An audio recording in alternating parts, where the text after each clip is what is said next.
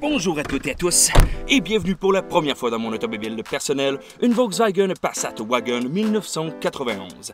Et c'est pas pour rien, non? Voiture. Alors bon, on s'est dit que tant qu'à plus avoir de salon, on va pousser le concept un peu plus loin. Cars. Aujourd'hui, oui, nous allons parler de voitures qui ont fait fureur dans le milieu du cinéma.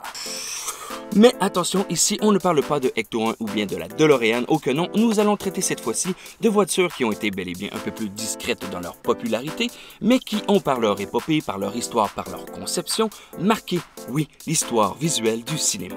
Alors oui, les cocos, c'est bel et bien parti pour ce spécial numéro 1 des voitures du cinéma. La Facel Vega Facelia 1962 de l'Armina dans OSS 117, Le Caire, Nid d'Espion. Jolie voiture. Dommage qu'elle soit si sale. Quoi de mieux pour ce cher OSS 117 que de se balader dans l'une des voitures françaises les plus classes de son époque, j'ai nommé la Facel Vega Facelia. Cette beauté de voiture est conduite par la talentueuse Bérénice Bejo dans son rôle de l'Armina El Hakmar Betouche, femme fatale, brutale et forte. Il faut comprendre que OSS 117, Le Caire, Nid d'Espion, est un vibrant hommage aux années 50-60 et c'est pourquoi la direction artistique du film a choisi la crème de la voiture française pour représenter à la fois le charme et la délicatesse de l'Armina, mais aussi son côté double face. Son côté double face. Sérieux, c'est qui m'a écrit cette merde-là, Cette légendaire voiture qu'est la Facelia fait partie de la grande marque Facel Vega, constructeur de voitures françaises de sport et prestige, qui fut en marche de 1954 à 1964. Et oui, je vous l'assure, en seulement 10 ans, cette marque a laissé sa marque, comme on dit. La Facelia de Facel Vega a été tirée à seulement 1045 exemplaires. Elle est donc excessivement rare et son prix varie entre 30 000 et 100 000 euros. Ouais. Petit fait cocasse ici, la Facelia de Facel Vega a été produite entre 1960 et 1963. Ce qui en fait une légère coquille dans le film, tout simplement parce que, bon, le film se passe officiellement en 1955. Mais c'est pas grave, c'est OSS. On pardonne. Oui. Ben, c'est peut-être pas pour rien que Hubert de la batte la polish si souvent, hein? À l'occasion, je vous mettrai un petit coup de polish.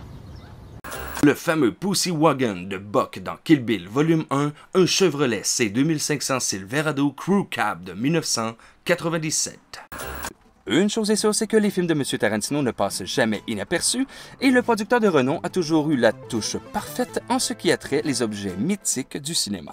On peut penser à la mallette de Wallace dans Pulp Fiction ou alors au bat de baseball dans Inglourious Bastard, mais celui qui a fait le plus jaser au début des années 2000, c'est bel et bien le fameux Pussy Wagon de Buck dans Kill Bill Volume 1. Il s'agit d'un Chevrolet Silverado Crew Cab jaune brillant avec des flammes rouges sur le devant ainsi que l'inscription Pussy Wagon en rose sur la porte de la valise arrière. Ce n'est pas à proprement dit une voiture épique, mais elle a quand même réussi à marquer l'imagination de par la confirmation qu'elle donne que le personnage de Buck est un connard, et aussi son côté un peu comique quand on réalise qu'une tueuse professionnelle assoiffée de vengeance se promène en camion jaune et rose sur laquelle est inscrite Pussy Wagon. Petit fait cocasse pour ceux qui ne le savaient pas encore, M. Tarantino a bel et bien un exemplaire du fameux Pussy Wagon dans sa propre cour. Oui. Hey, il l'a, c'est à lui. Il a aussi eu l'extrême générosité de prêter son exemplaire du Pussy Wagon à demoiselle Lady Gaga et demoiselle Beyoncé pour leur clip téléphone sorti en 2010. Pour les amateurs de cossins, eh bien sachez que vous pouvez vous procurer toutes sortes de gogos à son effigie. Et, bon, pour les plus grands fans, il est à noter que dans Death Proof, il a bel et bien un hommage au Pussy Wagon. Oui. Le Chrysler Imperial Crown de Green Hornet. And now, to protect the rights and lives of decent citizens, rides the Green Hornet. Oui, je sais, pour les vieux de la vieille, vous le savez, mais quand même, je dois le dire. The Green Hornet a été en premier lieu un radioroman dans les années 30. Il a ensuite été transposé au grand écran dans les années 40, pour ensuite devenir une bande dessinée, et seulement ensuite, dans les années 60, il a été transposé à la télévision. Oui, comme on le connaît, The Green Hornet. C'est suite au succès de Batman sur la chaîne ABC que cette dernière décide de vouloir un autre super-héros en voiture. Série télévisée américaine donc qui a comme héros Britt Reed, alias Green Hornet, son fidèle compagnon karatéka majordome Kato et leur incroyable bolide de Black Beauty. série qui a été programmée en 1966 et qui ne compte malheureusement qu'une seule saison avec 26 épisodes. Et malgré tout, elle a marqué fortement l'imaginaire collectif. Bon, oui, principalement à cause des gadgets de Black Beauty, mais aussi en faisant découvrir au public américain le talent incroyable de Bruce Lee. Oui, je vous le dis, avant ces films, M. Bruce Lee faisait de la télévision et son premier rôle fut Kato. Green Hornet a eu le droit à un petit coup de jeune en 2011 lorsque Hollywood décide de le faire renaître des morts sous la réalisation de Michel Gondry. Étrange mais vrai, c'est bel et bien le même réalisateur qui a fait Eternal Sunshine of the Spotless Mind. Et...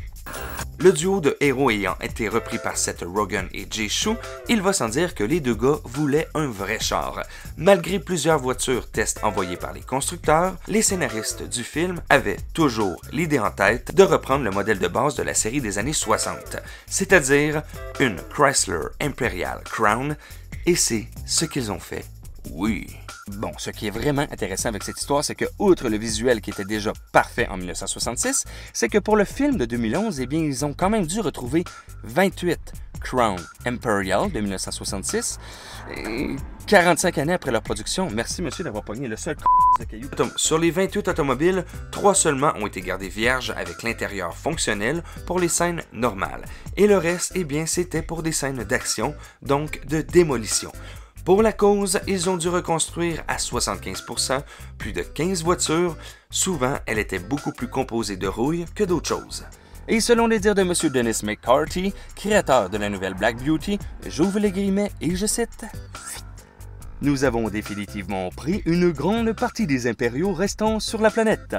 S'il y a une suite, il sera difficile d'en retrouver 25 de plus. » Ah, et en passant, avant de vous entredéchirer dans votre famille, The Green Hornet n'est ni Marvel, ni DC, aucun nom.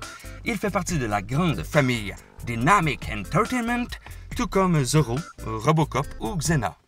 Et oui, malheureusement, c'est déjà tout pour cet opus des anecdotes peu connues du cinéma spécial voiture numéro 1. Oui, parce qu'il va en avoir un deuxième, je vous dis, no spoil. Le salon est pas prêt du tout.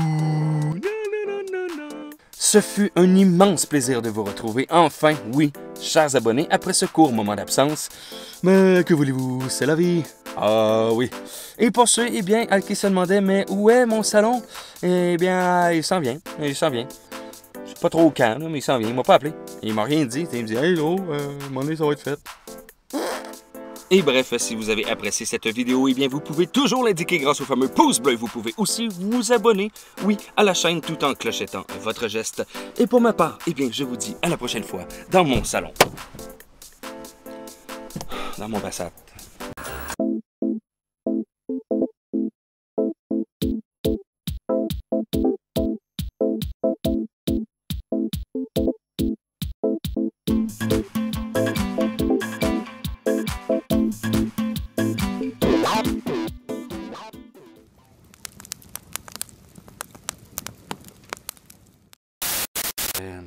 Je sais pas si ça paraît, mais présentement, il doit faire à peu près 45 000 degrés dans mon auto. Il fait chaud. Je suis plus capable, il m'en manque juste un. Je suis plus capable, il faut que je chante.